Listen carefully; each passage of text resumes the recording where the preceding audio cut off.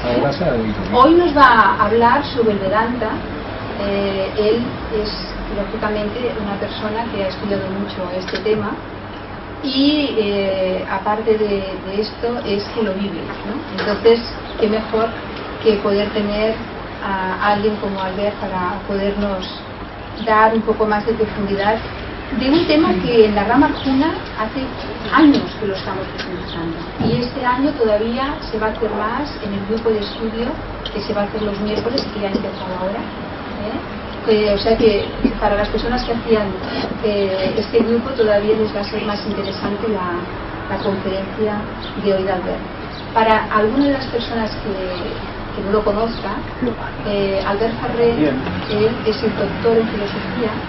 Es una persona que precisamente el doctorado fue todo doctora Oriente y Occidente a nivel de todo lo que es la filosofía y todo lo que engloba, y sobre todo lo más importante, yo creo, es la parte espiritual, que es lo que para nosotros como estudiantes de teosofía es el buscar que todo es lo mismo, ¿no? Entonces el proyecto que él está teniendo desde hace muchos años, pero sobre todo los últimos 6 años, ha sido pues sacar lo que es la educación para el futuro que tiene que venir, ¿no? Que ya está aquí en este momento, la educación tanto lo mejor de Oriente como lo mejor de Occidente, y unirlos desde todos los puntos de vista y sobre todo con una ética, bueno, ya si acaso luego al final, si alguien tiene alguna pregunta, podéis hacérsela a él directamente, ¿de acuerdo? No quiero sacar ni un minuto de tiempo porque sé que a todo el mundo, como luego se tienen que ir para hacer el tren algunas personas, no quiero sacar más. Hasta ahora. Gracias. Buenas tardes. Namaste. ¿Cómo se dice en la India? El tema de la charla para esta tarde es el Vedanta, que es una tradición filosófico-espiritual de la física mística de la India, relativamente prestigiosa en Occidente, aunque no siempre bien conocida. La India siempre es un mundo entre mítico y tergiversado en Occidente. Mitificado siempre es como un símbolo prácticamente, más que una realidad. La India acaba siendo un símbolo en Occidente. Pero con este valor simbólico, los occidentales muy a menudo no conocen suficientemente la realidad que subyace al símbolo, sea a nivel filosófico o sociológico. De entrada, el problema del sánscrito. Como María o Pepita es femenino, en una lengua latina como en español, pues los latinos dicen la Vedanta, como la Pepita, la Vedanta. Y Vedanta es una palabra masculina. Para mí, habiendo estudiado sánscrito, me resulta un poco gracioso ahí en la India encontrar a muchos latinoamericanos que van diciendo la Vedanta, porque sería como si un chino nos dijera aquí el filosofía. Claro, suena relativamente gracioso. Es el problema de saber sánscrito, de que no haya ninguna cultura sánscrita en los ambientes espirituales, de búsqueda espiritual que hay en Occidente. Entre paréntesis, para aclarar esto, en sánscrito hay 2 tipos de vocales, larga y corta. Eso afecta a la vocal A, y entonces nosotros, con el alfabeto romano, escribimos la diferencia entre la vocal corta y la larga de una manera muy sencilla. En la vocal corta no hacemos nada y en la vocal larga ponemos un signo, que normalmente en el mundo hispano anglosajón es un signo horizontal, pero que los franceses ponen como su accent circonflexe, como su acento circunflejo, así, como un barret, como se dice en catalán, un triangulito, un capuchón. Este símbolo más universal, horizontal, o esta especie de acento francés, marca el que esta vocal es larga. Y esto es muy importante de cara al género gramatical en sánscrito, porque la vocal corta es masculina y la larga es femenina. Entonces Vedanta es una palabra sánscrita que se forma con dos palabras, Veda, y con esto ya entramos en qué es el Vedanta. Veda y Anta. El sánscrito hace un poco como el alemán, que mezcla las palabras. Sabéis que en alemán a veces hay una palabra larguísima, y eso es así porque en realidad son varias palabras juntas. El alemán tiene esa capacidad de juntar palabras que las lenguas latinas no tienen. El sánscrito también tiene esta virtud de poder juntar las palabras. Vedanta es la unión de dos términos diferentes, Veda y Anta. Veda es lo que ahora veremos un poco con más detalle, es el conocimiento, pero no el conocimiento empírico, sino el metafísico, y eso da lugar a una serie de, entre comillas, libros sagrados. Y Anta significa límite final. Veda, Anta es el final de los Vedas, y este final de los Vedas, Vedanta, es lo que da pie a toda la gran tradición filosófica que realmente veremos hoy. Pero la última A es una corta, no larga, es masculino, es el Vedanta. De hecho, si cogéis muchos nombres masculinos, nombres propios masculinos en sánscrito, como el príncipe, Siddhartha, Buda, su nombre también acaba con A, pero no es una chica, no es Pepita, es un chico, porque esta A es una A corta, es una vocal corta masculina. Esta vocal, esta A corta, es tan tenue de pronunciación, es un poco como la A atonal, como la A suave catalana, que casi no se pronuncia. Y en la historia de la India, esta vocal corta cada vez se ha pronunciado menos. Es una vocal muy suave, muy floja, se pronuncia cada vez menos y al final acaba desapareciendo. En la India actual no se dice Siddhartha, se dice Siddhartha. Y al escribir el nombre, la A es que ni la escriben, la han suprimido. Con lo cual ahora ya lo acaban con T. Eso marca lo floja que es esta vocal, que es masculina. Por lo cual hay que decir el Veda. Como el Veda, porque Veda también es gramáticamente masculino. Con esta pequeña puntualización lingüística entramos ya de lleno en lo que es el Vedanta. Decir Vedanta sería un poco como decir neoplatonismo en la historia de Occidente. Una historia filosófica, espiritual, larguísima, muy dilatada. Igual que el neoplatonismo, neoplatonismo, va desde Platón o incluso antes, podemos hacerlo ascender para arriba hasta el pitagorismo, Pitágoras, y antes Orfeo y el orfismo, y llega hasta el siglo XX. Hay neoplatónicos en el siglo XX, y naturalmente el gran platonismo del Renacimiento del siglo XVII-XVIII, el romanticismo fue un gran neoplatonismo, y llega hasta la época moderna. Igual que el neoplatonismo en Occidente implica esta historia muy dilatada de más de 2000 años, algo similar sucede con el Vedanta en la India. Es una historia muy dilatada, muy larga, que se inicia con el Veda, el conocimiento, transmitido en libros sagrados, como ahora veremos, hasta la época moderna. Hay un Vedanta moderno, actual. Una historia que no es de 2000 y pico de años como la del neoplatonismo occidental, sino que podríamos decir es de 3500 años. Poca broma. Una historia filosófico-espiritual de 35 siglos.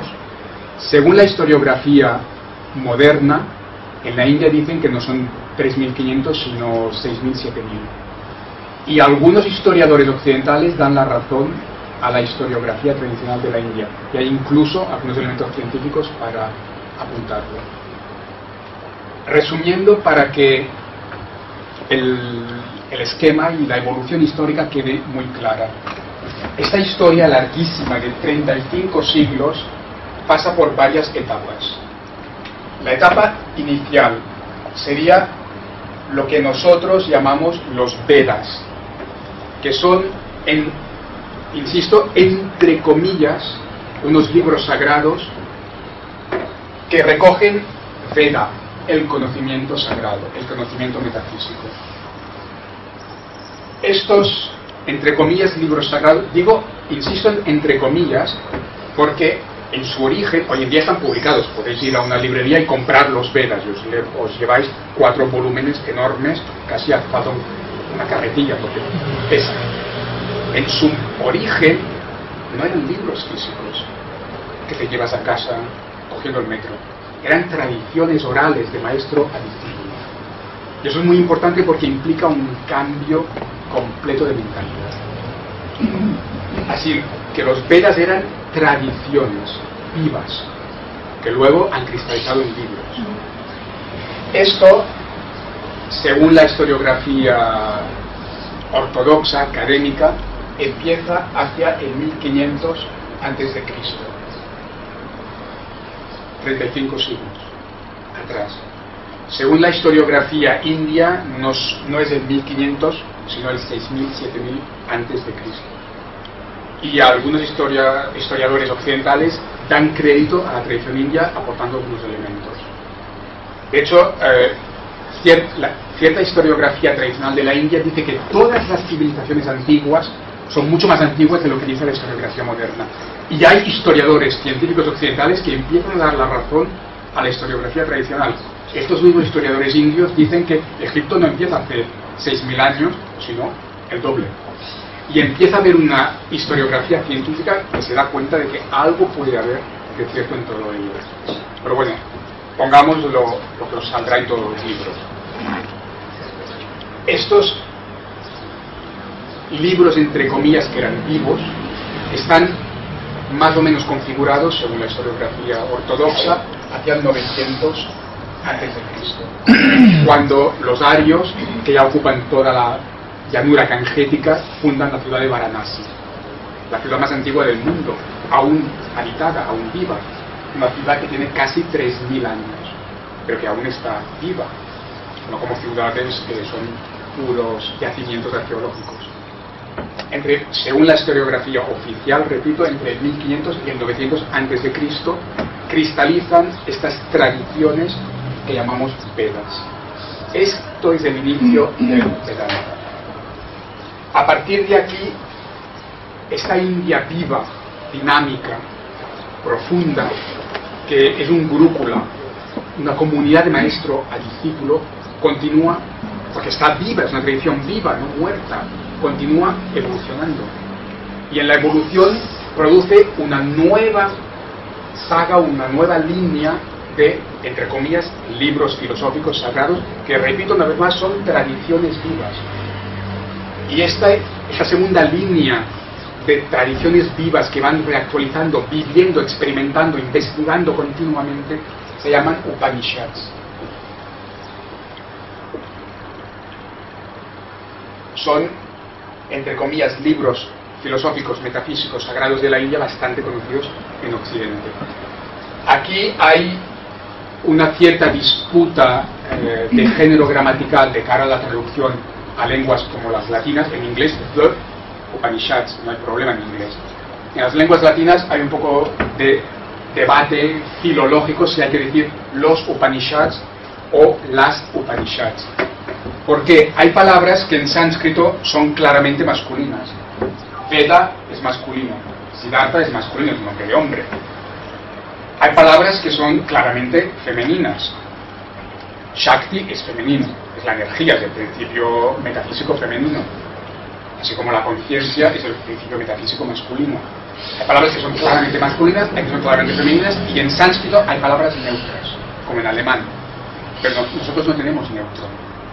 En latín lo tenía, pero nosotros no lo tenemos. Y según los sanskritólogos más eminentes, como Joan Mascaró, que hizo una traducción magnífica de los o las Upanishads, que está muy bien retraducida al catalán, era mallorquín, pero fue profesor en Inglaterra y tradujo libros sagrados de la India al inglés, y luego se han traducido a su lengua propia, el catalán. Esta edición es magnífica. Está editado por Moy en Mallorca. Joan Mascaró, que es uno de los sanskritólogos más eminentes que ha habido en el siglo XX, él decía que la palabra Upanishad es básicamente neutra en sánscrito, pero que en una lengua latina hay que traducirlo en masculino.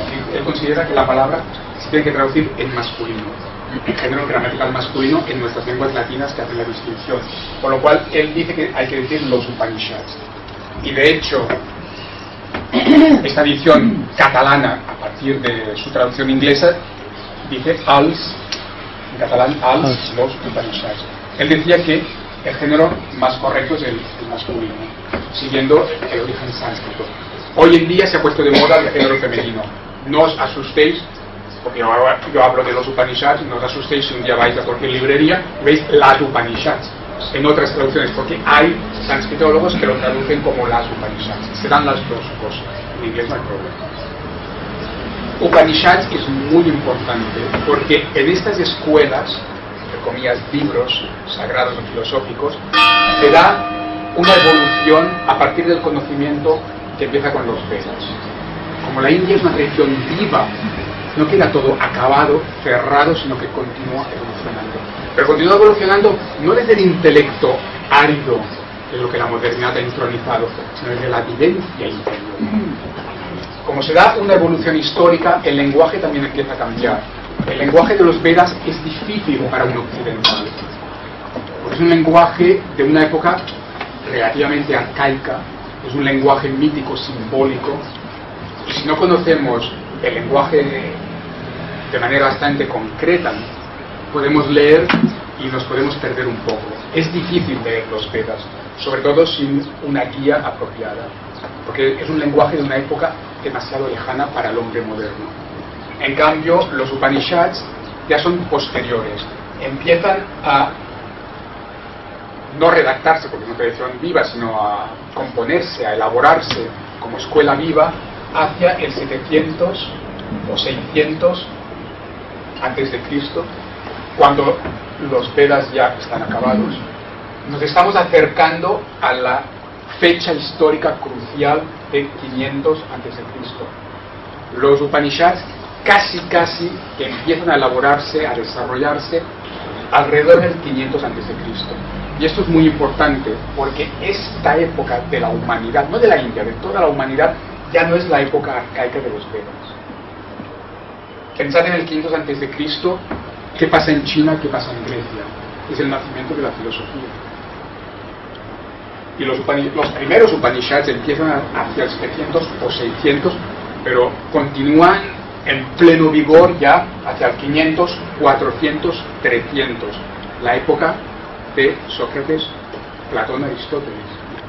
Con lo cual el origen histórico, el desarrollo ya pleno de los Upanishads es paralelo, a nivel temporal es paralelo a la Grecia clásica, a la gran filosofía griega, paralelo al inicio de la gran filosofía china.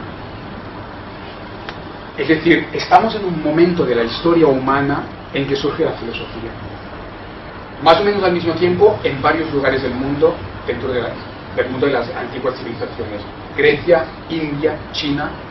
Es fascinante que más o menos hacia el mismo periodo, 500, 400, 300, surge el pensamiento que hoy día podemos llamar propiamente filosófico en varias civilizaciones de la humanidad.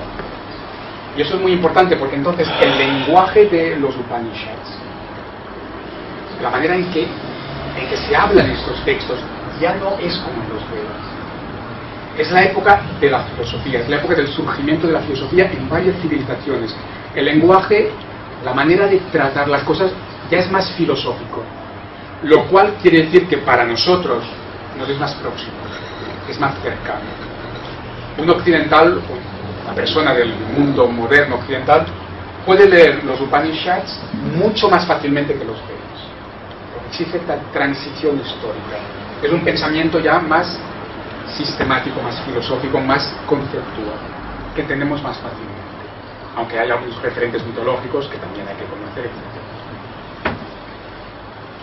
Esto continúa evolucionando. La tradición india es una tradición viva, continúa desarrollándose. Se dice que en la India se dice que Upanishads clásicos se van componiendo hasta la época de Jesús y después de Jesús, es decir, hasta entrar la Edad Media prácticamente. Pero la tradición india habla de Upanishads en la Edad Media, en el Renacimiento Y la tradición india considera que algunos textos de la época moderna son Upanishads también. Y la tradición india considera que esta línea de Upanishads no se ha acabado. Quizá dentro de 300 años habrá un nuevo Upanishad, y dentro de 1000 habrá un nuevo Upanishad. Eso es lo que es fascinante de la India, que es una tradición que está continuamente desarrollándose y conformándose, adaptándose a los tiempos. Algún texto de algún gran maestro espiritual del siglo XX, como Ramana, se considera Upanishads en la India, en muchos círculos del hinduismo. Llega hasta hoy en día, podemos decir. Y podrá haber Upanishads en el futuro. Pero es importante saber que, aunque esta tradición llegue hasta hoy, si queremos, naturalmente hasta la Edad Media, el Renacimiento, hay evoluciones en paralelo también. En paralelo porque esto continúa. Pero hay otras evoluciones en paralelo. Existe la tradición de los sutras. Los sutras, que también se conocen en la tradición budista del sur, en lengua pali, la lengua del budismo del sur, la lengua clásica del budismo del sur, porque en Birmania no hablan pali, la lengua clásica como nuestro latín. En pali, la lengua del budismo del sur, esto se transforma en sutta, con doble T, sutta. En sánscrito, sutras. Los sutras son tratados mucho más breves, concisos. Los hay de diferentes tipos, contenidos, y hay sutras filosóficos, sutras que contienen filosofía vedántica.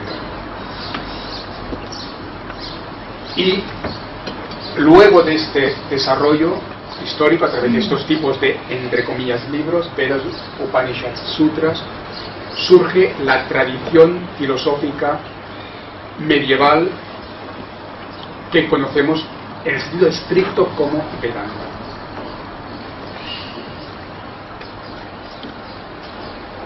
Con lo cual hay que matizar inmediatamente que cuidado con la palabra Vedanta porque puede tener dos sentidos diferentes.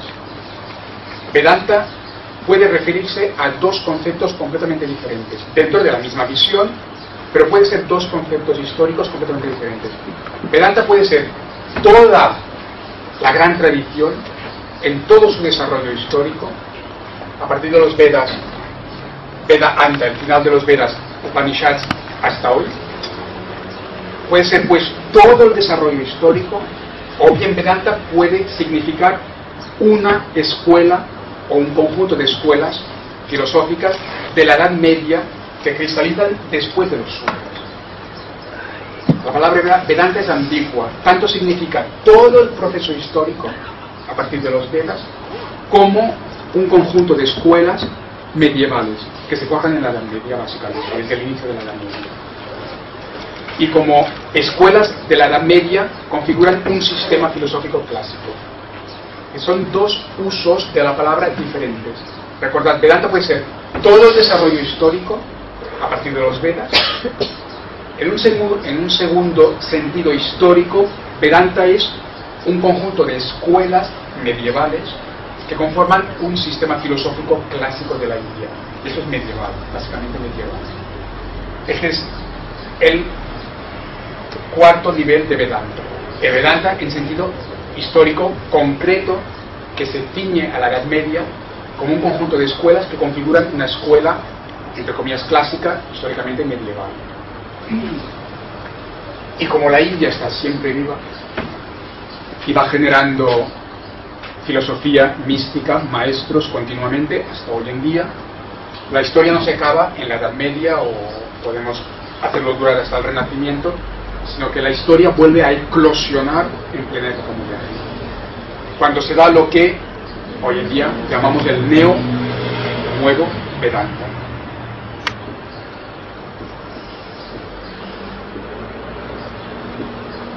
El nuevo Vedanta es el gran renacimiento del Vedanta que se produce en la época moderna. Ya en germen en el siglo XIX y plenamente en el siglo XX. Este nuevo Vedanta de la época moderna se puede expresar en inglés, se ha expresado en inglés, ha hablado en Estados Unidos, ha impresionado al público de Estados Unidos, de Inglaterra. Aquí entran varios grandes maestros espirituales, maestros sabios de la India moderna, empezando por Ramakrishna, que ya produce un renacer del Vedanta. Luego su discípulo preferido, también gran maestro, Vivekananda, que es una gran figura de este renacimiento vedántico moderno. Vivekananda, discípulo de Ramakrishna. Dos figuras claves de este renacimiento vedántico, Ramakrishna y Vivekananda.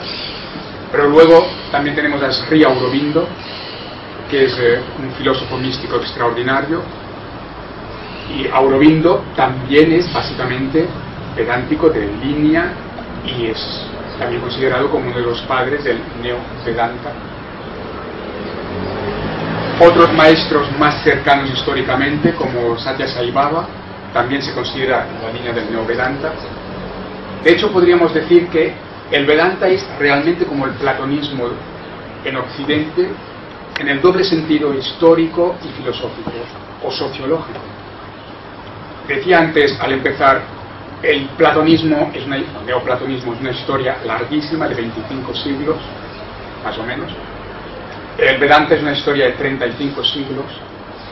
Hay este primer paralelismo temporal histórico. Son dos tradiciones muy dilatadas que realmente influyen en toda la historia de la civilización india o europea occidental.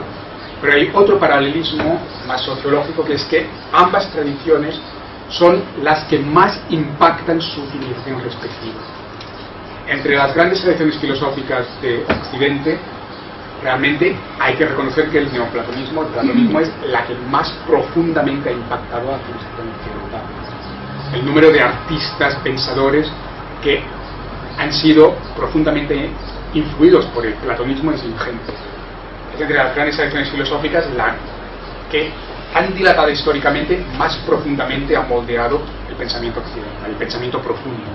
Aunque hoy en día podamos pensar que Occidente es una civilización sin alma materialista, no nos olvidemos que hay una historia larguísima de filosofía y espiritualidad, muy influenciada por el platonismo, que sería la gran escuela, es la gran tradición de Occidente.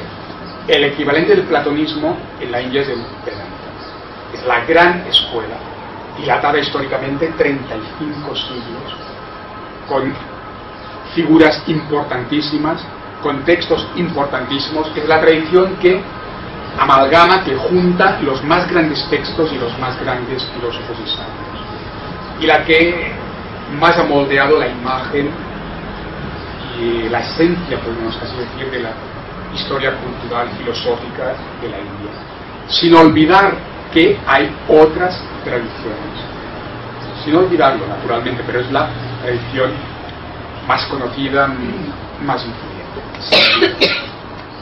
Vamos a ver con un poquito más de detalle, no mucho porque tampoco tenemos más tiempo, pero un poco más, qué es lo que contienen estas etapas históricas del Vedanta.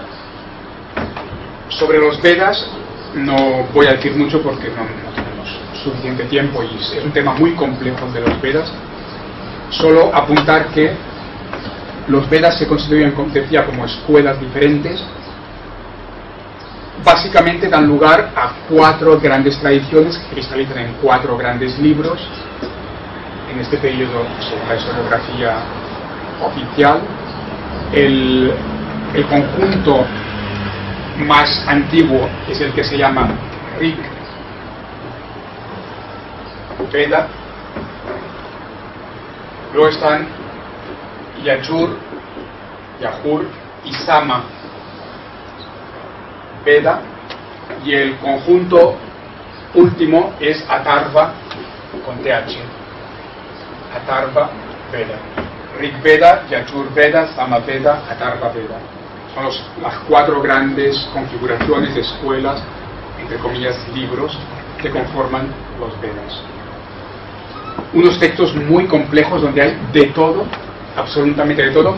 Son el Veda, el conocimiento en todas sus facetas. Hay cosas de tipo científico, astrológico, astronómico. Hay aspectos más ritualísticos, aspectos más metafísicos. Hay de todo en los Vedas. Upanishads es, como apuntaba, un conjunto de tradiciones, escuelas, textos ya sustancialmente diferentes. más filosóficos, decía, es la época de la gran filosofía. De nuevo, y no es casualidad, el paralelismo con el platonismo. Sabéis todos, como teósofos occidentales, que el platonismo también era algo vivo en su origen, da lugar a una tradición que de hecho es la gran tradición viva de Occidente, hay toda una mística dentro del neoplatonismo. Los grandes neoplatónicos del Renacimiento o del Romanticismo son personas que tenían una vivencia mística interior real, genuina, era algo vivo también, no era algo meramente intelectual como hoy en día. El platonismo es la tradición, la gran tradición viva de Occidente. Y todos sabéis que los textos de Platón tienen, entre otras cosas, algo muy especial, maravilloso, que es lo que le da la vida y la profundidad, que es que no son tratados. De ahí está la gracia, son diálogos. Y ahí está la gracia, porque el tratado, lo que tiene de peligroso es que el tratado lo dogmatiza todo y lo acaba, lo redondea demasiado. Con el tratado el pensamiento está acabado, está casi encerrado. De ahí la alergia, mirad la historia de la humanidad, la alergia de los grandes maestros de la humanidad, no ya al tratado, sino a poner nada por escrito. Sabéis que los grandes maestros no han escrito nada. Y algunos han escrito pero muy poco. Y lo más importante de ellos no fue lo que escribieron, sino lo que dijeron. De ahí que Platón escriba básicamente diálogos. Porque el tratado es lo peor que se puede hacer para expresar algo metafísico, místico o sencillamente profundo. Se ha dicho muchas veces que la mejor manera de expresar filosofía mística es a través de la poesía. De hecho, hay un componente poético en muchos textos antiguos, incluso en los Vedas. Muchos himnos védicos hoy en día los podemos considerar como poemas. La poesía es el mejor instrumento literario para expresar una verdad metafísica, justamente por su carácter abierto, simbólico, fluido. El tratado es lo contrapuesto a la poesía, es algo demasiado científico, demasiado acabado. Platón no escribe tratados, no por casualidad, escribe diálogos, porque en el diálogo todo está más vivo, más abierto.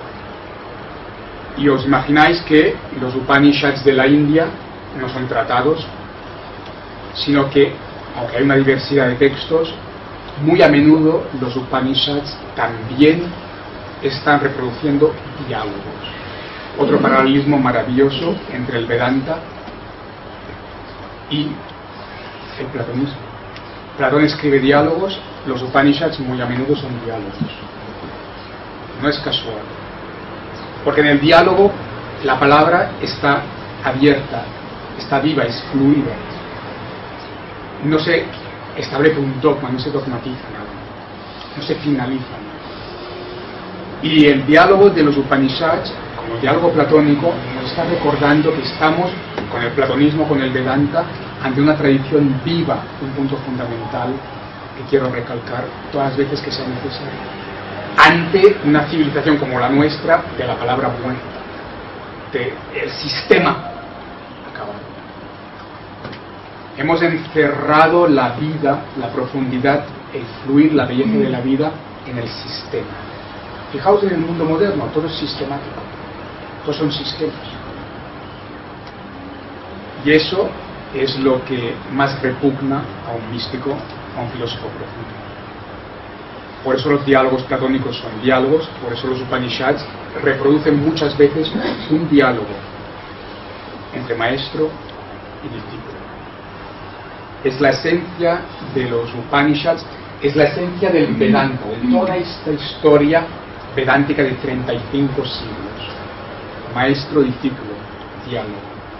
A través del diálogo, empapado de respeto, de amor, de respeto por la libertad de pensamiento del discípulo, en este clima cálido, abierto, fluido, el maestro no da ninguna conclusión al discípulo, sino que le hace preguntas, le hace indagarse por sí mismo, preguntarse por sí mismo, buscar por sí mismo, hasta que el discípulo ya puede encontrar la verdad por sí mismo.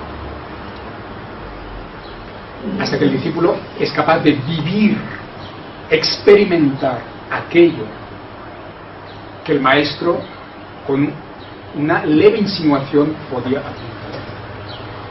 Es muy importante tener presente que en esta mentalidad, en este clima, me atrevería a decir, en esta atmósfera vedántica, lo último que hace un maestro es dar una conclusión, una verdad, entre comillas, como un dogma. Esto es algo a lo que el Vedanta tiene alergia. El Vedanta es una grandísima tradición viva, maravillosa, de 35 siglos y no más, donde se ha dado una sucesión fascinante de maestros y discípulos, donde el amor es el motor de la educación, y la educación es un acompañamiento para que aquel ser que funcionalmente podemos ver como discípulo llegue por sí mismo a su propia vida.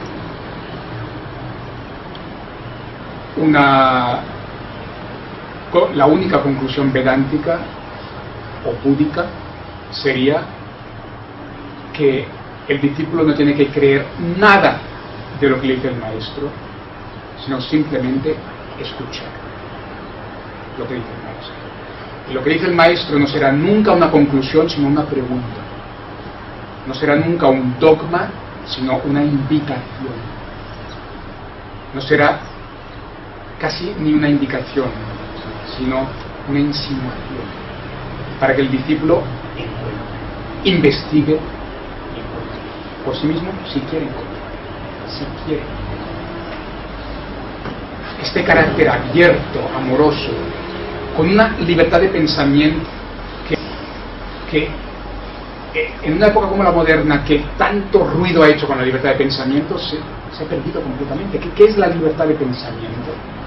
Yo que soy profesor de universidad, ¿qué es la libertad de pensamiento que tanto ha entronizado la civilización occidental moderna, cuando en una aula de universidad el profesor está dictando, dando una clase magistral, hablando y los alumnos van apuntando? Y ahí se acaba la universidad. No digo que la clase magistral no pueda tener un sentido, vehicular un cierto tipo de conocimiento más empírico, una información necesaria, pero que a esto se reduzca la universidad es patético. ¿Y dónde está la libertad de pensamiento? Cuando simplemente se trata de una videoconferencia. Ese tipo de docencia universitaria se puede hacer a través de Skype. Esto es libertad de pensamiento, que tanto entronizamos teóricamente, pero en la práctica se reduce a nada, como tantas cosas. Ese es el gran mensaje del Vedanta, el gran mensaje de la India más profunda, que el platonismo occidental entendería perfectamente, simpatizaría con ello perfectamente, pero que en la civilización moderna, tal como se ha estructurado, hay mucho que aprender. Por lo cual, el Vedanta, más que un sistema de pensamiento, tal como se lo presenta, es una mentalidad. Es de hecho un gurúkula. Esta palabra india maravillosa, sánscrita maravillosa, que casi es un mantra en la India, gurúkula. Gurúkula. Kula, la familia o comunidad del gurú, del maestro. El Vedanta es el gurúkula. No solo el gurúkula, la comunidad del maestro con sus 12, 14 discípulos, fue la unidad orgánica, institucional, a través de la cual se organizó y desarrolló el Vedanta. El Vedanta, esta historia impresionante, la más grande metafísica, filosofía de la historia de la humanidad, a través de 35 siglos. Esto se hizo sin ordenadores, sin libros físicos, sin pupitres, ni tarimas, ni pizarras. ¿Os podéis imaginar? Hoy en día, donde el conocimiento no se puede pensar, visualizar sin la tarima, la mesa, la pizarra, el ordenador, el libro físico naturalmente, necesitamos materia cada vez más sofisticada a nuestro alrededor para que haya conocimiento. Estos 35 siglos, esos 3.500 años de la filosofía más profunda, de la metafísica más profunda, se hizo, eso hay que decirlo en la época moderna, esta historia impresionante de pensamiento de 3.500 años se hizo sin una mesa, sin un ordenador, sin una pizarra, sin nada material. Chapeau, dicen los franceses, ¿no? Es para impresionar a la modernidad. Y la impresión se produjo históricamente. Si conocéis a los físicos cuánticos, los primeros físicos cuánticos, los clásicos, Heisenberg, Max Planck, la mayoría de físicos cuánticos, los primeros, luego también, pero yendo a los clásicos, descubrieron más que los Vedas, los Upanishads y otros libros filosófico-místicos de la India. Y lo que es impresionante es que desde Planck o Heisenberg hasta físicos cuánticos más actuales como David Bohm, desde los clásicos hasta los actuales, los físicos cuánticos, después de estar años y años trabajando en física cuántica, dicen, está escrito, está publicado, es bien conocido, nuestras conclusiones, después de 10, 20, 30 años de física en laboratorio, nuestras conclusiones, después de toda esta física cuántica, las encontramos aquí. Fueron ellos los que se sintieron impresionados. Los físicos cuánticos han dicho que las conclusiones que se derivan de la física cuántica las han ellos mismos encontrado en esta historia vedántica. Y los físicos cuánticos dicen, nosotros hemos llegado a estas conclusiones después de varios siglos de desarrollo de la ciencia moderna, con laboratorios. ¿Cómo pudieron llegar a las mismas conclusiones estas personas? Sin ni ordenador, ni pizarra, ni mesa, sentados en el suelo, un maestro con unos pocos chavales. Los discípulos tenían 14 años. Cuando hablamos del Gurúkula, la casa del maestro, es un maestro con 12 muchachos, 14, que tienen de 8 a 20 años, a los 21 o 22 ya se iban. Adolescentes o preadolescentes, casi niños. En el siglo XIX hubo británicos formados en las universidades británicas que llegaron a la India colonizada, se encontraron con gurúkulas y se quedaron pasmados. Se encontraron con un gurúkula donde el maestro, con sus chicos de 12, 14 años, estaba con una elaboración metafísica, matemática, que aquel británico decía, esto, en la universidad en todo caso en el Reino Unido, pero con chicos de esas edades es imposible. Se quedaron impresionados. Hay varios testigos británicos de este tipo, impresionados ya en el siglo XIX por lo que vienen algunos gurúkulas de la India. Discípulos jovencísimos con el maestro sin nada. ¿Qué es lo que tenían? Que los físicos cuánticos lo han subrayado, la conciencia. Lo que tenían era la mente, pero la mente en toda su profundidad, todas las capas de la mente. El Vedanta hasta el Neovedanta es una exploración de la realidad, y ahí voy al grano de la filosofía vedántica. El Vedanta, decía, es una invitación en el Gurúkula, en la casa del maestro, es una invitación que el maestro hace al discípulo para conocer. Pero ¿conocer qué? Conocer la realidad. ¿Pero qué es la realidad? Para Newton, la realidad es esto, es la realidad empírica. La física cuántica ha dicho que el Vedanta tenía razón, que esto es una ilusión. La física cuántica se ha dado cuenta que la materia es una ilusión, como decía el Vedanta. La física cuántica se ha dado cuenta de que la realidad es mucho más multidimensional que lo que dice la física newtoniana, la física materialista. Pero esto lo dijo el Vedanta. El Vedanta es una exploración a través de este gurúkula maravilloso, con una profundidad de la conciencia humana que pocas veces se ha dado. El Vedanta es una exploración ni más ni menos que de la realidad. El tema del Vedanta es la realidad. Decidle cosmos, si queréis, decidle la vida, si queréis, decidle la conciencia. Porque el Vedanta, estos maestros y discípulos del Vedanta, a través de tantos siglos, se dan cuenta de la gran conclusión de la física cuántica, que no hay separación entre el sujeto y el objeto. Ya Descartes y después Bacon, Newton, Pascal establecen un muro entre el sujeto y el objeto. Y toda la visión materialista moderna se basa en este muro entre el sujeto y el objeto, con una visión de que la realidad es lo que podemos tocar y ver, o oír, los sentidos.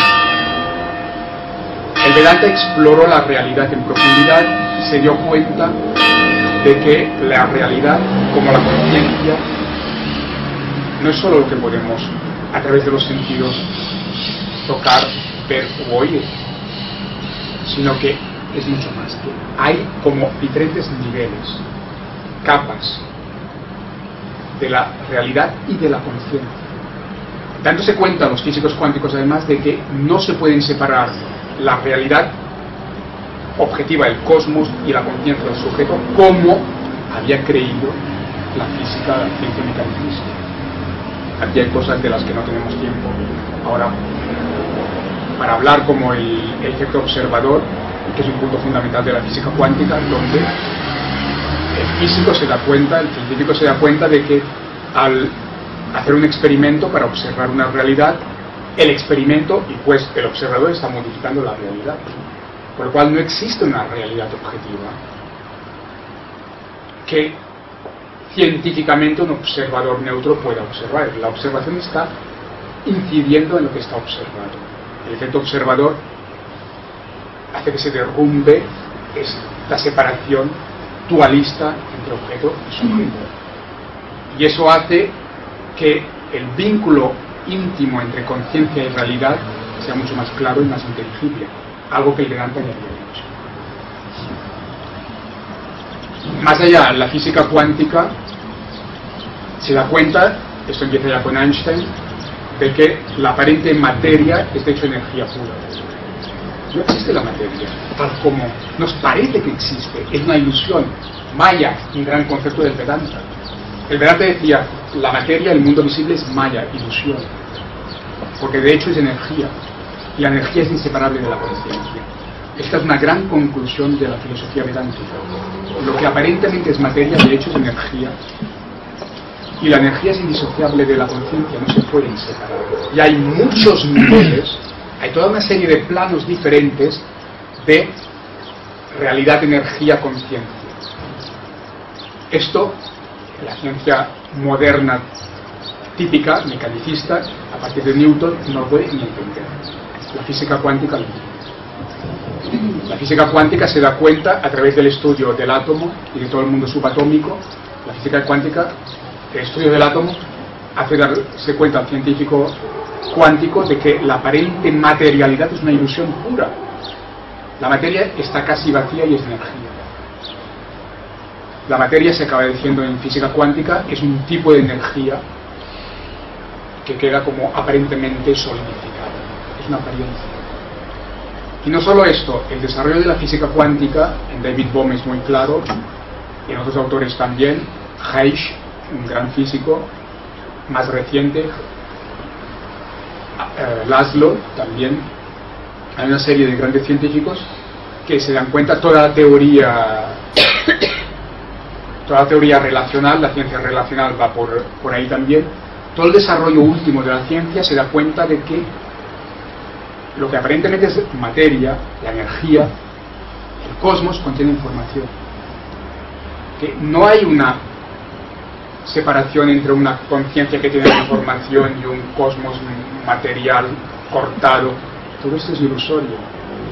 La materia es de hecho energía, y este cosmos, visto de una manera mucho más fluida, mucho más dinámica, interdependiente, en constante evolución e interdependencia, que de hecho es energía, con diferentes niveles o estratos de realidad, es un cosmos totalmente diferente del mecanicista, donde la información está en los mismos planos energéticos que pueden llegar hasta la materia. Esto se ha teorizado muy bien en física cuántica con los campos akáshicos, todo el tema de los campos akáshicos, Akashic Fields en inglés.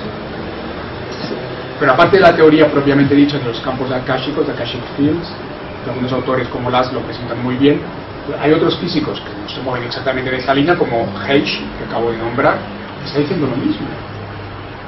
Y la física, la ciencia relacional, que parte en realidad de la biología, también está viendo la información en el corazón mismo de la vida. Información sería un concepto equivalente a la conciencia, si queremos. Con lo cual se va dibujando una nueva visión científica que los mismos científicos que la van desarrollando, desde Heisenberg hasta Heish hoy en día, David Bohm muy interesante, amigo de Krishnamurti por el medio, ellos mismos, estos mismos científicos de la nueva ciencia, ellos mismos dicen que las conclusiones a las que llegan están en el Vedanta. Que una gran tradición que a través de esta exploración de la conciencia, yendo al interior, hacia la profundidad de la conciencia en meditación, en auténtico estado meditativo, se fueron dando cuenta, fueron viviendo, despertando a estas, diríamos, realidades, que la materia de hecho es energía, que todo está interconectado, interconnectedness en inglés, interdependencia, que hay diferentes estratos, niveles de realidad, de conciencia-energía, más y más sutiles, donde la unidad es más y más perceptible, que hay información en la energía, que es indisociable. Todo esto en procesos meditativos profundísimos, yendo a lo más profundo de la conciencia humana. Todo esto fue descubierto, literalmente descubierto, vivido por todas estas cadenas de maestros y discípulos. Y elaboran unas conclusiones claras en los Upanishads que hacen que el físico cuántico se caiga de la silla. El físico cuántico llega a la misma conclusión, pero a través de un proceso mucho más complicado con laboratorios científicos de por el medio. Aquellos maestros y discípulos llegaron a la misma conclusión a través de la interiorización, yendo a la profundidad del ser, que es conciencia energética. Es un tema absolutamente fascinante que no podemos desarrollar más, pero que está realmente en lo más profundo de la humanidad, y por aquí pasa el futuro de la humanidad. La actual civilización no tiene ningún futuro. Esto ya lo dijo el presidente checoslovaco en aquel momento, Havel, ante el Senado y la Cámara de Representantes de los Estados Unidos. Naturalmente no le hicieron ningún caso. Havel, el famoso presidente de Checoslovaquia, dijo ante el Congreso de los Estados Unidos, cuando fue a Estados Unidos, que el presente modelo de civilización no tiene ningún futuro, y que el futuro pasa por este nuevo paradigma, donde la clave es la conciencia. Algo que Einstein ya dijo, que la clave es la conciencia. Esto es el gran trabajo del Vedanta, sabiendo que la conciencia es inseparable de la energía. Como decía, cristalizan posteriormente algunas escuelas aparentemente diferentes, en algo diferentes. Esto sucede en la Edad Media, cuando se da el Vedanta en sentido estricto, que es el Vedanta medieval, el Vedanta como sistema. Decía antes, el Vedanta no es un sistema tal como lo entendemos hoy en día nosotros, pero en el lenguaje académico se habla del sistema vedántico. A mí la palabra no me gusta porque justamente no es un sistema, es algo abierto, fluido. Pero bueno, en el lenguaje académico se dice el sistema vedántico que se configura en la Edad Media. Esto da lugar, en términos clásicos, en la India a tres escuelas de Vedanta, que se conocen básicamente con los nombres de sus filósofos principales.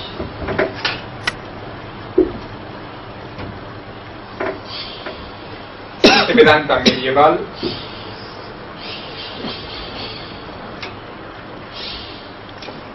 se desarrolla a lo largo de la Edad Media básicamente en torno a tres grandes figuras que cristalizan tres visiones complementarias de esta gran exploración de la realidad. Las tres grandes figuras son Shankara, el más conocido y el que se considera normalmente como el más grande entre los filósofos vedánticos. El segundo más conocido sería Ramanuja, y el tercero, el menos conocido, Madhva.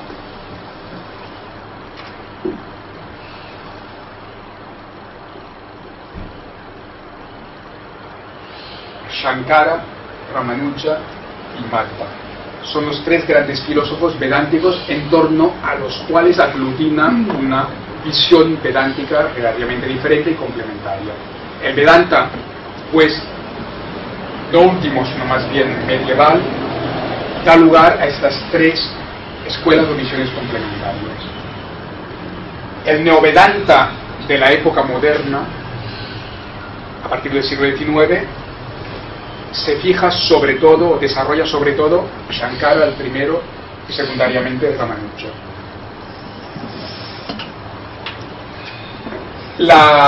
Los términos europeos, ingleses o españoles, referentes a las tres figuras serían: para Shankara se habla del Vedanta no dual o adual.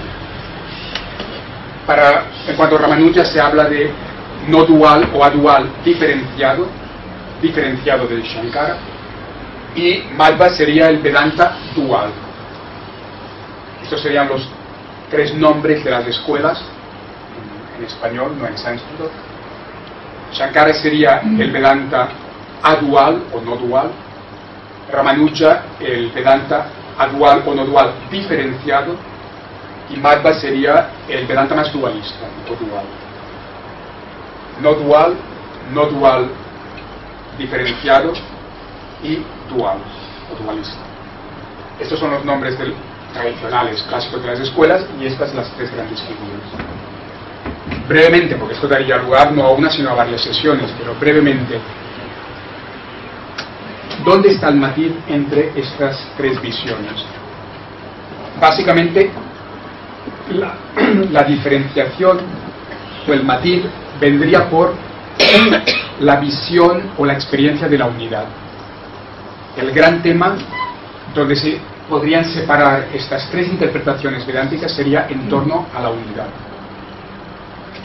Podéis imaginar por los nombres mismos de las escuelas que el Vedanta de Shankara, adual o no dual, es el que más enfatiza una unidad total. Madhva sería el menos simpatizante de la no dualidad, sería el más claramente dualista, separando dos planos. Y Ramanuja estaría en medio, enfatizando una cierta unidad, pero sin llegar a la total unidad de Shankara, manteniendo un cierto dualismo como Madhva. Es muy importante tener presente que en la India no se intelectualizan esas diferencias filosóficas como en Occidente, sino que en la India se entienden en términos de vivencia. La filosofía india considera que estas tres escuelas, con sus propiedades filosóficas, se corresponden con vivencias interiores, místicas, podríamos decir, metafísicas diferentes.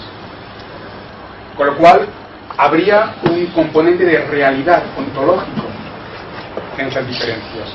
No es algo que opere a nivel intelectual, sino que es algo que tiene que ver con la experiencia interior, con la experiencia filosófica, como decía Panikar tantas veces, la experiencia filosófica.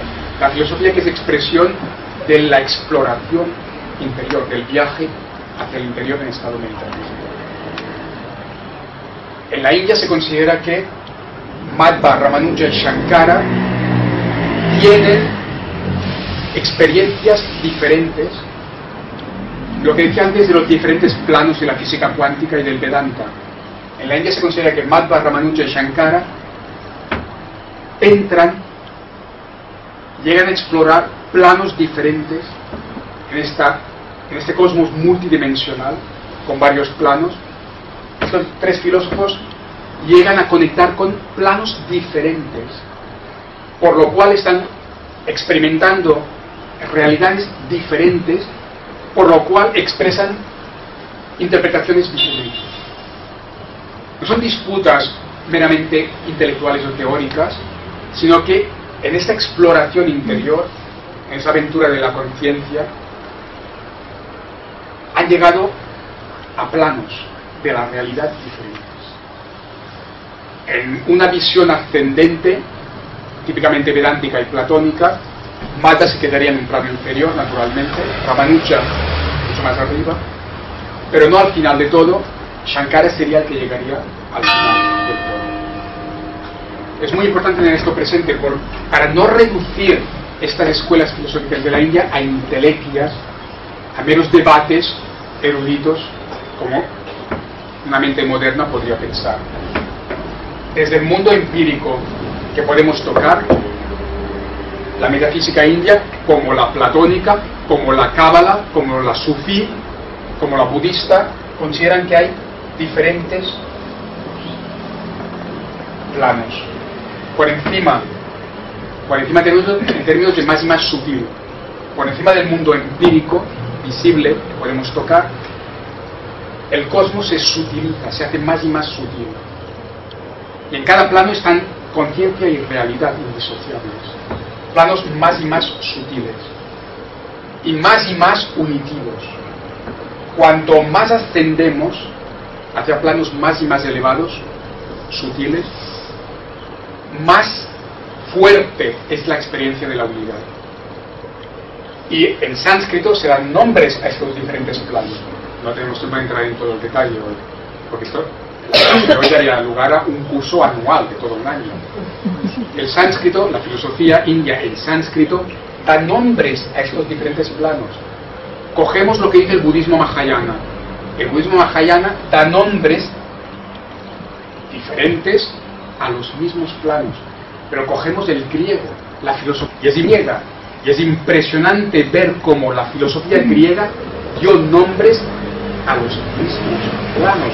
Cogemos la cábala, para quien conoce hebreo, y la filosofía hebrea, dan nombres hebreos a los mismos planos. Cogemos el sufismo y la filosofía sufía dando nombres árabes a los mismos planos. Llega la física cuántica. Lo que la física mecanicista dijo es una ilusión total. El cosmos no es eso. El cosmos es mucho más parecido a lo que dijo el Vedanta. Y los físicos cuánticos, David Bohm muy claramente, pero Heish también, Laszlo también, Amit Goswami también, los físicos cuánticos dicen: el cosmos es multidimensional, presenta diferentes niveles, más y más sutiles. Y este cosmos multidimensional por niveles de David Bohm o de Heish, de estos físicos cuánticos, es absolutamente coherente. El cosmos multidimensional de los físicos cuánticos es absolutamente coherente con el cosmos multidimensional del Vedanta, de la cábala, del sufismo, del platonismo. Lo que estamos hablando son investigaciones genuinas de la realidad. Y una cosa aún más fascinante, arriba de todo, los físicos cuánticos hablan de la palabra tabú, porque es políticamente incorrecta hoy en día, que ya nadie se atreve a pronunciar, Dios. Hoy en día ya no se puede hablar de Dios. Dios está trasnochado, esto está pasado de moda, no está la paz. Hay que decir la fuente, el absoluto, cualquier tontería menos Dios. Los físicos cuánticos hablan de Dios. David Bohm, el amigo de Krishnamurti, claramente establece un cosmos multidimensional en 5 niveles. David Bohm establece claramente 5 niveles del cosmos en una visión totalmente coherente con la metafísica vedántica, y al final de todo, en el origen, en la fundación de todo, David Bohm está hablando de Dios. una conciencia, una inteligencia suprema, que es el punto de origen y el punto final. Hertz, un gran físico que ha trabajado en el Instituto Max Planck en California, dice lo mismo. De hecho, su libro más famoso se llama God's Theory, la teoría de Dios. La física cuántica ha vuelto a este punto fundacional, como estaba en el Vedanta. En el Vedanta este punto se llama Brahma. En Shankara, la no dualidad, hay una unidad total. Se dice en la India, Shankara llegó al final de todo, la unidad total. Las metáforas de la filosofía india: la muñeca de sal que se diluye completamente en el océano, la gota que se pierde en el océano, Madhva se queda más abajo, en otro plano de realidad que es legítimo. Todos los planos son legítimos, aquí no hay inferior superior tal como una moral tradicional lo entendería. Madhva se queda en un plano entre comillas inferior, que no quiere decir nada negativo, donde hay una separación, una distinción entre el creador y la creación. En Madhva hay una separación ontológica muy clara entre el creador y la creación, entre Dios y el mundo o el hombre. Ramanuja se queda entre medio. De hecho, según muchos gurús o pandits profundos de la India, Shankara llega al final de todo y Ramanuja se queda aquí, en la antesala del final, del origen. En este punto donde se queda Ramanuja, en este plano que recibe un nombre en sánscrito, el budismo ajena también le da un nombre, los griegos también le dieron un nombre, la cábala también. En este punto la vivencia de la unidad es muy fuerte, el ser siente la unidad cósmica con todo, pero aún se siente a sí mismo también, no pierde completamente la personalidad. Y de hecho se dice en la India que este plano de Ramanuja, este Vedanta no dual diferenciado, es un plano de unidad porque la conciencia cósmica es muy viva, se siente la unidad de todo, la unidad que subyace a la diversidad, está muy viva, pero el que lo experimenta aún se experimenta a sí mismo como persona, y Dios es el Dios personal. Pensad en Krishna, el Dios Krishna del cual se enamora el devoto. Este es el plano de Ramanuja, es el plano de la bhakti, del amor a Dios, a un Dios personal, en cualquiera de sus formas, masculino, femenino, adulto, niño como Krishna o jovencito, en cualquiera de sus formas. El Brahman, el absoluto, la unidad primordial, adopta una forma de persona y se da una relación personal, de persona a persona, entre el devoto y el Dios personal. Pero en Madhva esta relación personal es dualista, Dios es una cosa, yo soy otra. Y en Madhva el devoto se puede sentir como esclavo del Señor, toda esta dualidad está cortado el Señor, de hecho, anhela a Él, pero está cortado. Ramanuja no está cortado. En Ramanuja hay una unidad entre las dos personas, entre el devoto y el Señor. Es más el Arjuna que es amigo del Señor, una relación mucho más próxima, personal pero mucho más próxima. Y hay una unidad subyacente. Pero aún y así, dentro de la unidad, el ser se experimenta como persona en una relación personal con el divino personal. En Shankara es la muñeca de sal que se diluye en el divino, es la unidad total. Y quisiera acabar diciendo algo sobre el neovedanta. Y me fijaré en un neovedántico, el más puro para mí. Decía, el neovedanta es un renacimiento no intelectual, sino experiencial, vivido del Vedanta. Esta grandísima tradición renace en la India moderna bajo la colonización, con grandes filósofos místicos, maestros que viven, exploran de nuevo, genuinamente. He citado a Ramakrishna en el 19, su discípulo preferido que se convierte en un gran maestro, Vivekananda. Sri Aurobindo, con su compañera la madre de Pondicherry, están en este gran renacimiento vedántico, hasta maestros contemporáneos que han dejado el cuerpo recientemente, como Satya Sai Baba, que también se considera dentro del Neovedanta. Como es la gran línea filosófica de la India, es donde hay más maestros conocidos. Y espero que no voy a épater le bourgeois, como dicen los franceses, al acabar la charla, hablando del más grande vedántico del Neovedanta, Krishnamurti. Krishnamurti era un vedantista. Es Neovedanta, es el renacimiento del Vedanta. Es vedántico justamente en la esencia, no en las formas. Pero es que el Vedanta auténtico nunca habló de formas, habló de la esencia. Y digo esto porque la India son muchas Indias. Y si la India que miráis es una India ritualista, dualista como Madhva, formalista, se le erizarán los pelos a uno de estos indios dualistas y formalistas y dice que Krishnamurti es un vedántico. Los Vedantas son unas determinadas formas, rituales, tradiciones, algo muy formalista. Entonces, no está en esta forma, ¿no? Pero es que el Vedanta auténtico pasaba de las formas, las utilizaba como instrumentos en todo caso. Pero lo esencial no eran las formas, sino aquello a lo cual las formas te pueden llevar. De hecho, Shankara siempre está hablando de ir más allá de la forma, allí donde no hay forma. Fijaos en un paralelismo que para mí es maravilloso porque es poesía que está expresando la verdad vivida. Shankara habla de un punto más allá de la forma, más allá del nombre. Y Krishnamurti habló de la famosa tierra sin caminos. El punto más allá de la forma, la tierra sin caminos, nos parecen dos metáforas poéticas que tienen que estar hablando de lo mismo. Porque tanto Shankara como Krishnamurti están utilizando una negación para decir que hay algo más allá de lo que se afirma.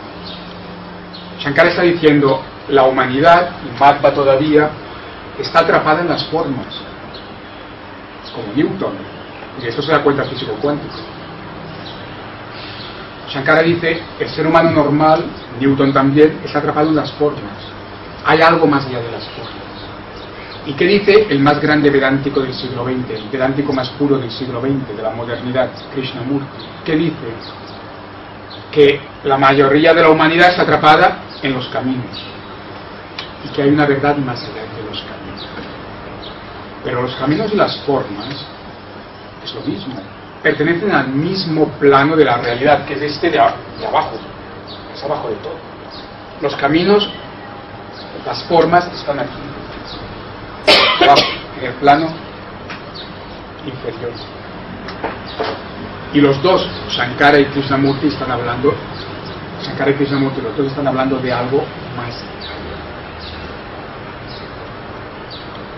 Los caminos de que habla Krishnamurti, ¿qué son? Naturalmente, son técnicas de meditación. De hecho, la expresión técnica de meditación es una barbaridad típicamente moderna, porque reducir la meditación, que es un estado de conciencia más allá de estos planos inferiores de la forma, algo que va más allá de la forma del pensamiento, reducirlo a una técnica, la tecnocracia moderna, es una aberración en el lenguaje. Es una aberración lingüística hablar de técnicas de meditación. Y Krishnamurti habló de esto, de que una gran parte de la humanidad, de los seres humanos que se creen o quieren ser espirituales, se quedan atrapados en esta malla de las formas de los caminos. Shankara y Krishnamurti coinciden completamente, porque ambos, Shankara y Krishnamurti, estaban muy arriba, llegaron muy profundamente al fondo de la conciencia de la realidad. La verdad es una tierra sin caminos. ¿Qué son los caminos? Son técnicas de meditación, técnicas, la tecnocracia. Cuando el estado meditativo está más allá de cualquier técnica. Pero no solo son técnicas de meditación los caminos de que hablaba Krishnamurti. Cuando Krishnamurti decía que la verdad es una tierra sin caminos, ¿qué quiere decir? Una tierra más allá de eso. Los caminos no solo son las técnicas de meditación, no son las formas también de que habla Shankara, no son las palabras mismas, el lenguaje mismo. El lenguaje mismo es también como la técnica de meditación, como la forma. algo que está tapando, está ocultando, está bloqueando la tierra sin caminos, que es la tierra más allá de los caminos, que es el Arupa de Shankara, la realidad que está más allá de la forma. Shankara y Krishnamurti eran seres iluminados, en el sentido más puro de la palabra, seres que habían llegado a la otra orilla, vivos, que habían conocido los niveles más profundos de la realidad de los que hablan los cuánticos. Un ser así no es un fanático, no es un idiota. Krishnamurti y Shankara nunca dirían, nunca es su mensaje, de que las formas no existan en un cierto plano, de que las técnicas no sean necesarias en un cierto momento, de que el lenguaje no sea necesario desde un cierto punto de vista. Porque cuidado, aquí interviene el falso Vedanta. Mucho cuidado. El Vedanta distorsionado, el Vedanta mal entendido, el Vedanta popularizado o mal popularizado. Se ha dado también en la India y en Occidente, naturalmente, una interpretación completamente distorsionadora del Vedanta que concluye la realidad empírica es ilusoria. Solo existe el Brahman en el absoluto. Esto, según como se dice, no es de ninguna manera lo que dijo Shankara ni lo que dijo Krishnamurti. Lo que dijo Shankara y lo que dijo Krishnamurti es lo que dicen los cuánticos, que hay niveles, estratos, planos de realidad y de conciencia, y que cada cosa tiene su sentido y es válida en su plano. La maya, la ilusión del Vedanta, no es de ninguna manera que esta mesa no exista. Si te cae encima ya me dirás si no existe. El Vedanta no dice que esta mesa no existe. El Vedanta no dice que la realidad material no exista. Lo que dice el Vedanta, que el cuántico ha entendido, es que la mesa pertenece a este plano, a el de abajo, y ahí está el gran punto del Vedanta de Krishnamurti, de la física cuántica. Y, señor Newton, la realidad no se reduce a la mesa. El cosmos no es solo la mesa. El cosmos no es solo este plano de abajo, empírico, denso. Hay otras cosas. Hay otros mundos. ¿Qué es lo que explora el Vedanta? ¿Qué es lo que va descubriendo, intuyendo, casi diría, la física cuántica? Entonces, desde el punto de vista de Shankara y Krishnamurti, hago un paralelismo entre Shankara y Krishnamurti, que es profundo, porque ambos vivieron otros planos de realidad, más allá de lo que es más allá, más visible, más próximo. Y lo que están diciendo ambos es, sí, las formas existen, las técnicas pueden ayudar, el lenguaje es necesario, pero por favor, no os quedéis ahí, no os penséis que solo hay otras cosas. Y cuidado, que las cosas de este plano no hagan oscurecer, no bloqueen otras dimensiones. Este es el mensaje del Vedanta y este es el mensaje del gran vedántico del siglo XX. Yo nunca diría que Krishnamurti tiró por el suelo las técnicas meditativas, la religión, como ciertos occidentales krishnamurtianos han interpretado. Krishnamurti dijo, ojo, no nos engañemos, no nos quedemos atrapados en este plano, en las formas, en las técnicas, en las palabras de este plano. Vayamos a la esencia, al fondo, a la profundidad, que está más allá de las cosas de este plano, más allá de las palabras, de las técnicas, de las formas de este plano. Y la gracia de Krishnamurti es que expresó en esencia el mismo mensaje que Shankara, pero en el lenguaje de nuestra época, en un lenguaje del siglo XX y XXI, podemos decir, en un lenguaje que se puede utilizar hoy en día en cualquier ámbito, ante un científico, un administrador, un hombre de negocios o una ama de casa, ante cualquier ciudadano de la modernidad. es nuestro lenguaje. Y esto naturalmente es más universal o más fácilmente utilizable que el Vedanta de Shankara, que fue elaborado hace 1300 años, aunque hay joyas filosóficas con Shankara, pero bueno, claro, es algo de hace 1300 años. Una cosa no quita la otra. Pero la gracia de Krishnamurti es que sea algo de nuestra. Pero fijaos, en esencia, su mensaje es vedanta. La tierra, la famosa tierra sin caminos, es una metáfora poética, y de hecho es la tierra más allá de los caminos. Y lo que nos está diciendo Krishnamurti es: no nos perdamos en los caminos, no nos quedemos atrapados en los caminos.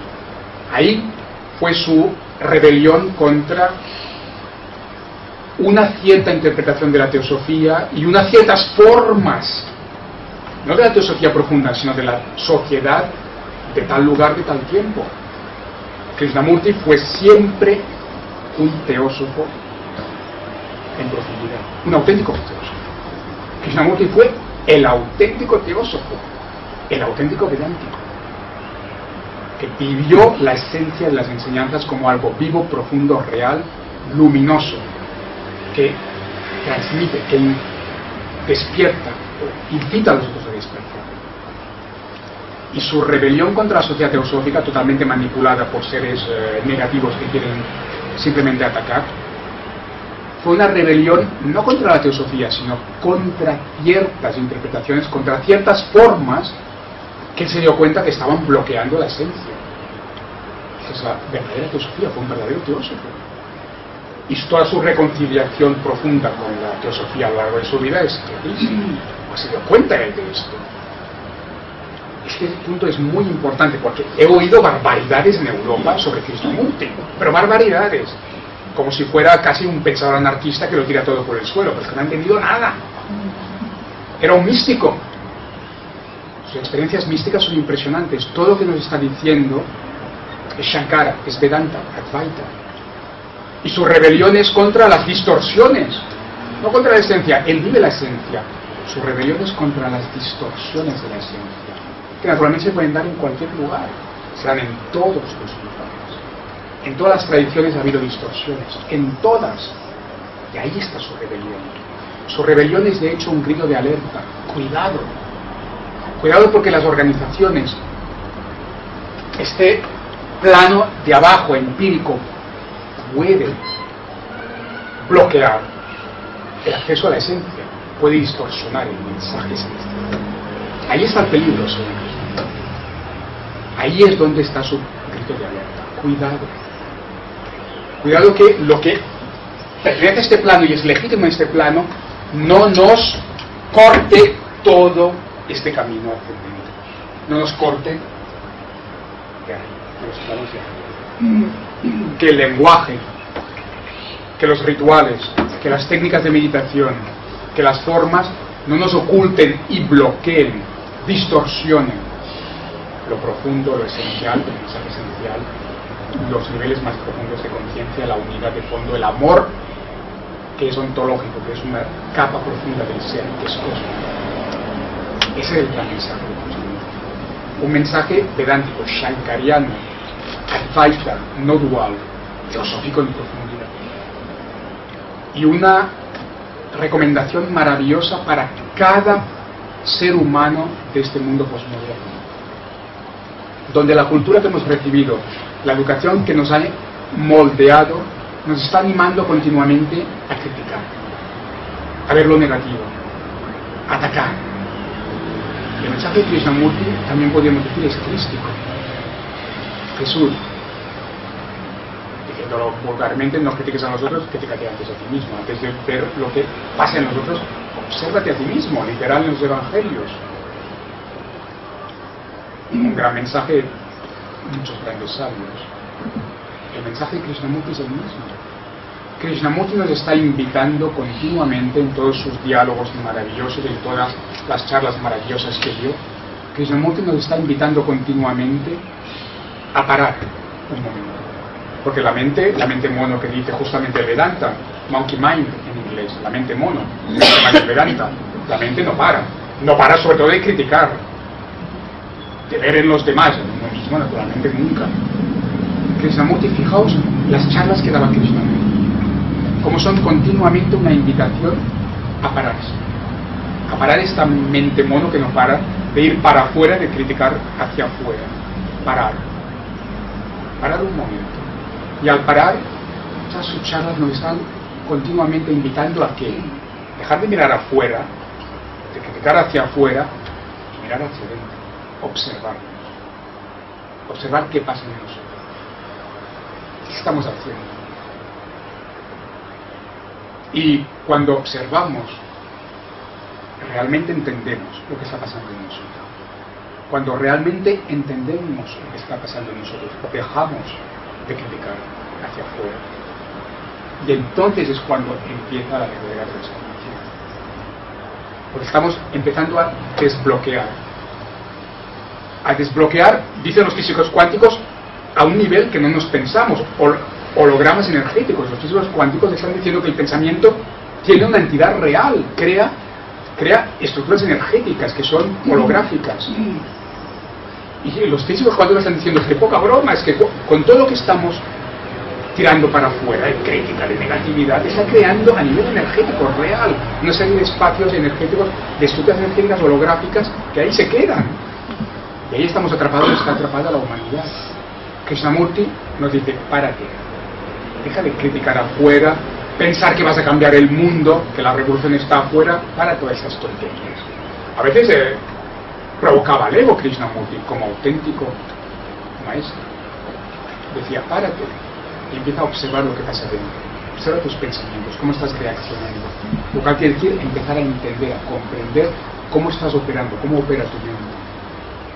Y al empezar a comprender de verdad, algo sucede en una textura más ontológica. Algo se empieza a desbloquear a nivel mental. Cuando realmente entendemos qué es lo que está pasando, empezamos a desbloquear. Se empiezan a diluir cosas. Estos hologramas, estas estructuras energéticas holográficas que dicen los físicos cuánticos, empiezan a diluirse. Y entonces se da la apertura. El camino de indagación, Sócrates, conócete a ti mismo, el templo de Delfos, es un desbloqueo. Los griegos hablaban de catarsis. La catarsis es una purificación, pero la purificación que está en todas las tradiciones, en el Vedanta también, es un desbloqueo. Es pararse y empezar a diluir estos anclajes que tenemos, estas estructuras que nos están atando. Nos empezamos a liberar del viejo, estos pensamientos viejos de cada vez, Krishnamurti continuamente, los pensamientos viejos que son las viejas rutinas, los viejos instrumentos de la mente. Empezamos a deshacernos de todo esto, se da la apertura. Desbloquear es abrir. La indagación interior, el camino socrático de autoconocimiento, que es de lo que habla Krishnamurti, es una gran apertura.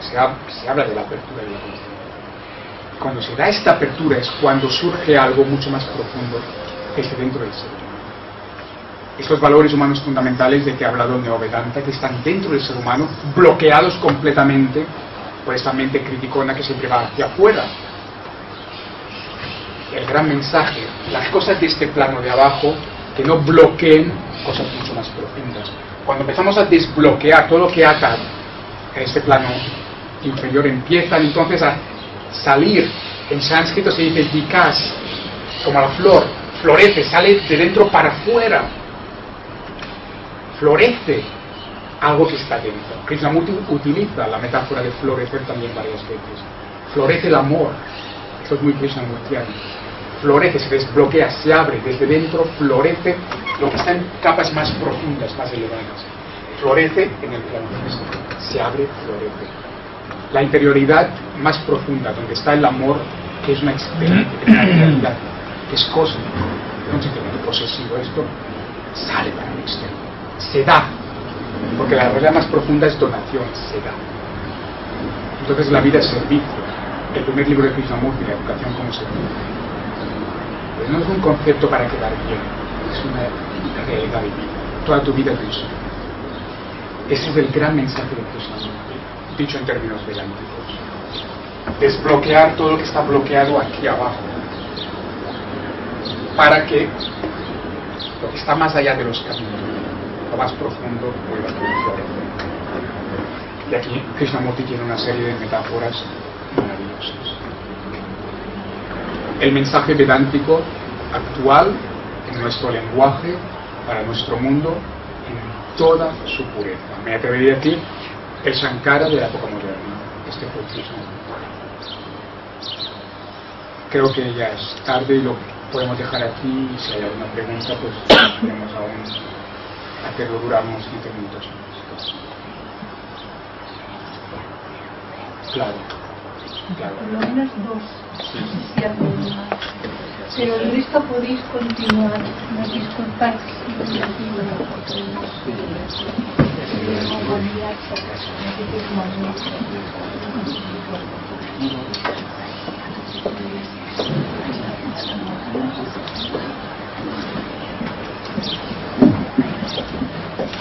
pues si queréis, los que no tienen que coger un tren, aún podemos estar 20 minutitos.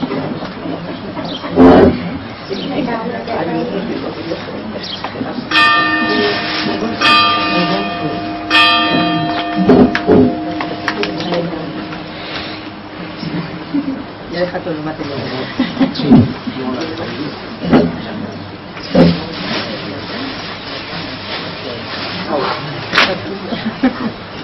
Sí, sí. La nada, ¿qué papel tiene aquí? La nada. ¿La nada? ¿Qué tiene que ver con todo eso? Sí, Uy.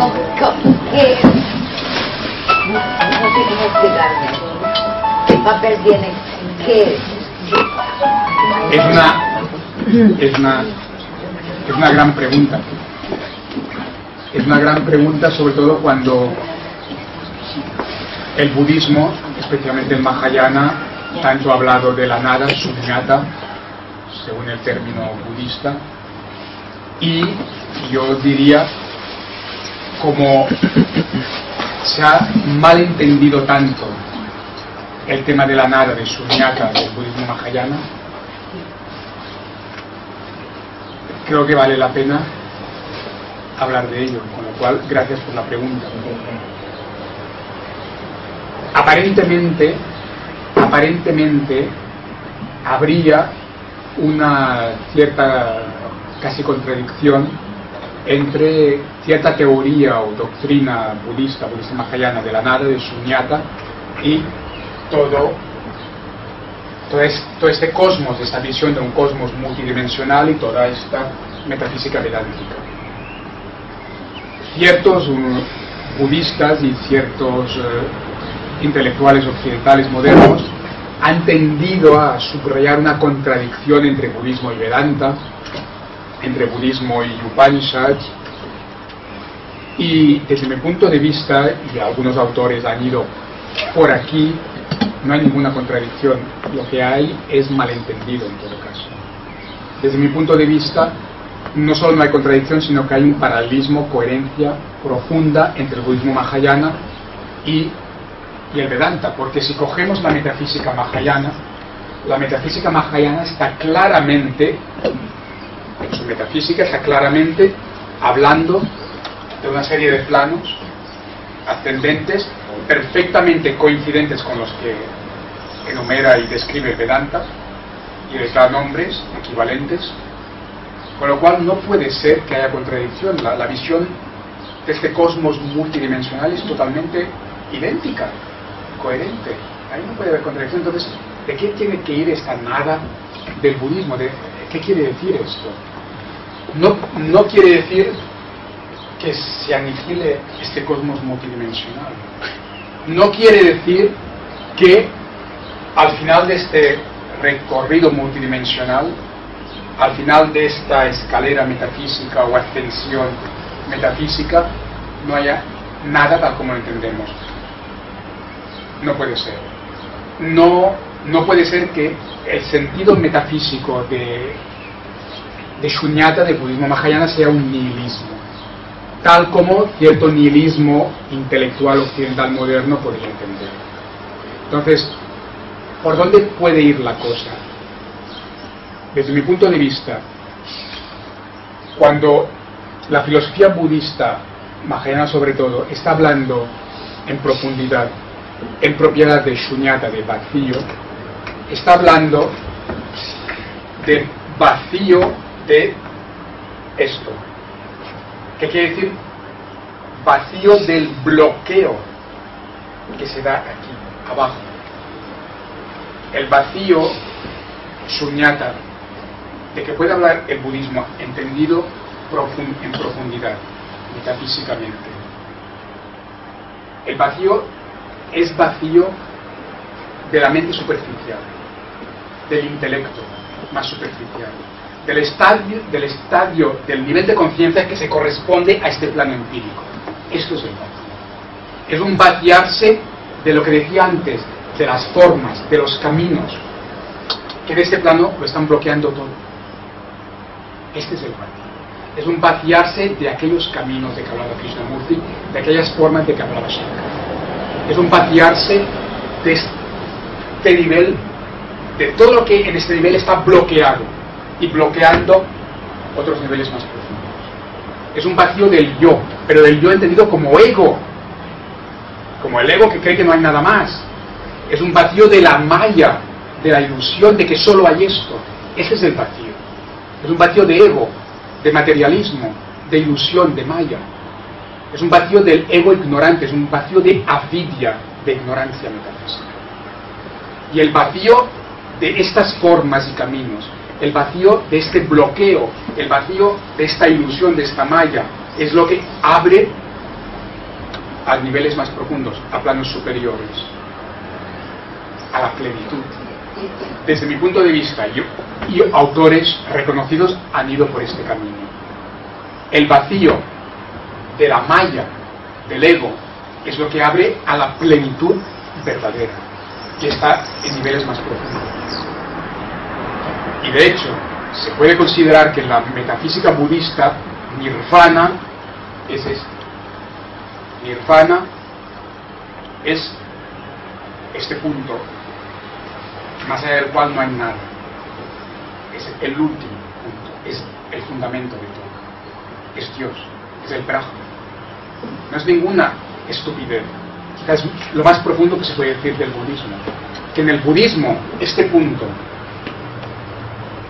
que en la tradición cristiana llamaría Dios, que Shankara llamaría Brahman, este punto es lo que en el budismo llamamos nirvana. Y eso no es un discurso nihilista que dice que no hay nada. Más allá de la muerte no hay nada. Es un discurso ateo nihilista típico del ego que está en la maya. No es eso. No puede ser eso.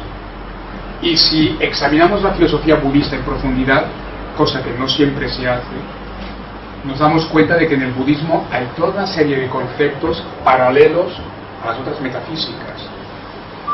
Se ha dicho, y es falso, incluso muchos budistas lo han dicho, y es falso, que en los textos budistas el Buda niega que haya una esencia. Es totalmente falso. Hay una serie de textos budistas en el canon Pali, en la parte más antigua del canon Pali.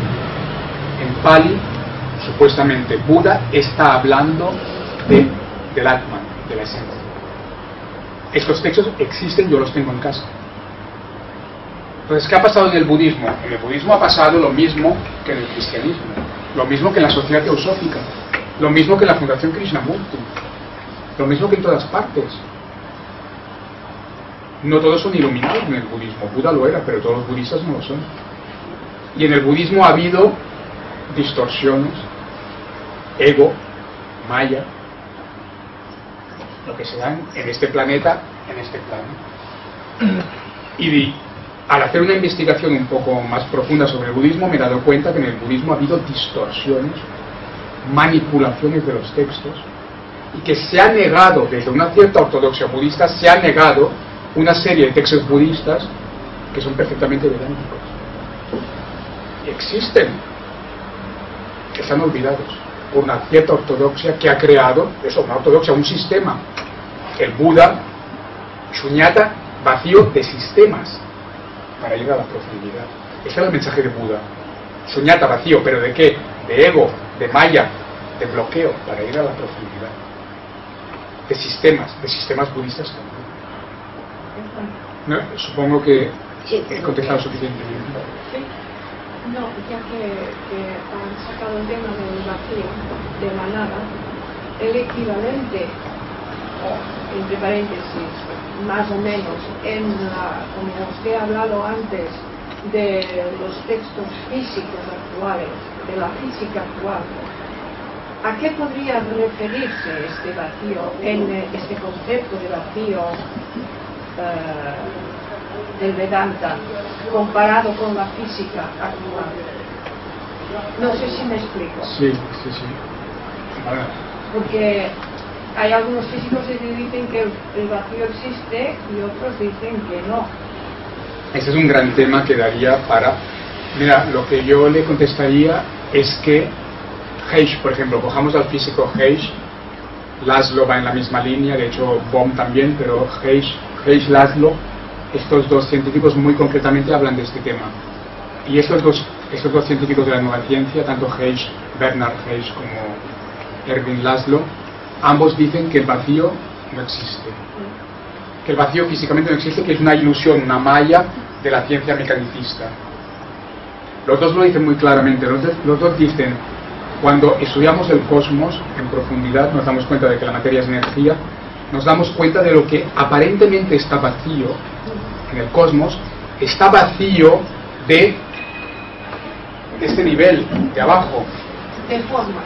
Exacto, de exacto. construcción de... Pero en realidad está lleno de energía, de una energía mucho más sutil.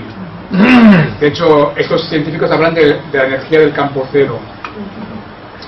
Y Laszlo habla de los campos akáshicos. Hay diferentes lenguajes que se están refiriendo básicamente a una misma realidad, que es que en lo que aparentemente, desde el punto de vista de la física más mecanicista, este nivel de abajo, desde este punto de vista de abajo, parece que hay vacío. Y estos últimos avances de la física cuántica están diciendo, no, esto es maya, esto es ilusión. La física cuántica va siendo muy vedántica. Este aparente vacío es total maya, total ilusión, no está vacío. De hecho, está lleno de energía. Y el total de esa energía es tremendo, enorme. Y ahí se habla del campo de punto cero, de muchas cosas. De la energía oscura. Sí, aquí hay varias cosas y entrar en detalle sería muy complejo. Pero acaban diciendo, el aparente vacío está llenísimo. Y ahí es donde van viendo también diferentes niveles, diferentes campos. Gracias. Y lo que es muy fascinante es que también David Bohm, esto también lo trabaja muy bien, ven la información asociada a estos campos energéticos. Hay campos de información, desde dónde se organiza el desarrollo cósmico y la vida. Es realmente fascinante. Y lo que es fascinante es la coherencia con este idealismo filosófico. ¿Sí? Se me ocurre pensar, cuando hablamos ahora, en esta segunda pregunta, hablamos de lo físico, como tú dices, mecanicista. Y entonces se me ocurre pensar que siempre he pensado que en la naturaleza hay ejemplos para todo, para pensar en la conciencia, etc. En el cosmos, que es el microcosmos, al igual, también tenemos ejemplos. ¿Qué ocurre cuando, me refiero, iría a referirme al agujero negro, que absorbe todo, hasta la luz? ¿Me explico? ¿Podríamos pensar que ahí no hay nada? Yo pienso que no, porque debe haber algo que no sabemos nosotros, porque si fuera tan absoluto, entonces absorbería hasta la Tierra, absorbería todo el universo, porque parece ser que no tiene límite, pero algún límite hay. Entonces ahí es donde digo yo, me referiría a eso para pensar qué es el absoluto vacío. Entonces algo nos falta ahí. Sí, como reflexión física. Este último desarrollo científico no creen en este absoluto vacío. No hay este vacío. Una energía foja. De hecho, se dice habitualmente, es una cosa básica de la ciencia actual, que la ciencia mecanicista lo que ve, intenta explicar es un 20, no me acuerdo exactamente, es un 20 y pico % de lo que se intuye que es el cosmos, que es la realidad. Ellos mismos reconocen que lo que ellos ven y pueden más o menos explicar, más o menos, con muchos límites, es este 20 y pico %, este 70 y pico %, reconocen que ni entran, ni pueden entrar. La física cuántica ha intentado ir al 100%. Hace poco, en redes, el Punset, Sí. que lo expliqué, con un científico de... Él va por ahí. De los furas, Él va por los ahí. agujeros estos de Rodrigo, su compañero. Lo explicó que sí, que era, y qué es lo que había, al principio se lo explicó.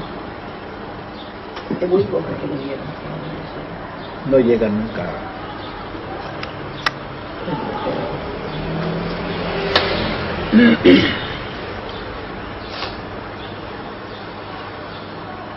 Pues gracias. Gracias. Muchas gracias. Muchas gracias, Albert.